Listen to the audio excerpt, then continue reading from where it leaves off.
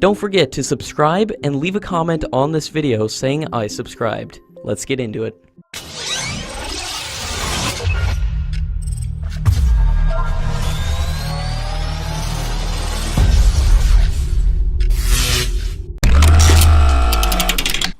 A joint working group on defense cooperation between India and Ukraine will meet next week in Ukraine for the first time.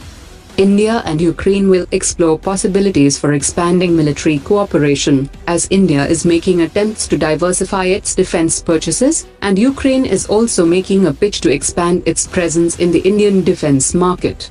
Ukraine is ready to partner with Indian firms to pursue opportunities in areas such as armored vehicles, transport aircraft, radars, EW equipment, and unmanned aerial vehicles.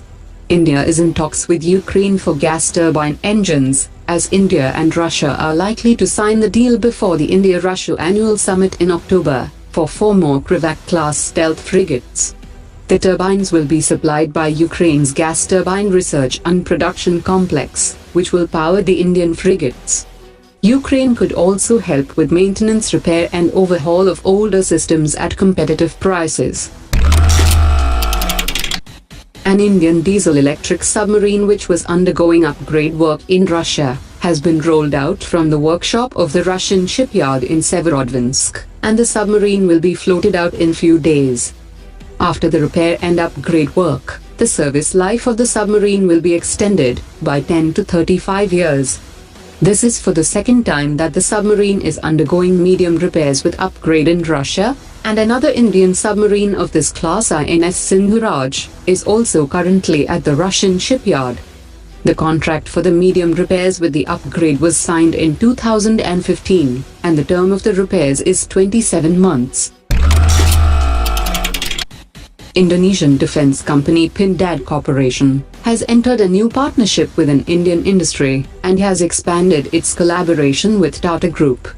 Pindad Corporation has said that the two companies will develop a ceramic-based protection system for the armored personnel carriers produced by the Indonesian company.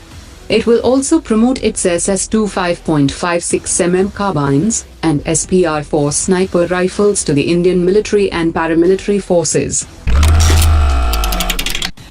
Days after the Pentagon renamed its Pacific Command as the Indo-Pacific Command, in a largely symbolic move to signal India's importance to the US military, Prime Minister Modi met the US Defense Secretary James Mattis in Singapore and discussed all security-related issues of mutual and global interests. While speaking at the Shangri-la dialogue, Prime Minister Modi has said that Asia and the world will have a better future when India and China work together in trust and confidence. While speaking at a high-profile security summit in Singapore, the US Defense Secretary Jim Mattis has said that China had deployed a range of military hardware across the South China Sea.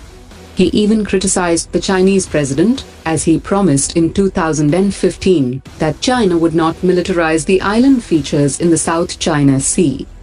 China's militarization of artificial features in the South China Sea includes the deployment of anti-ship missiles, surface-to-air missiles, electronic jammers, and more recently, the landing of bomber aircraft at Woody Island.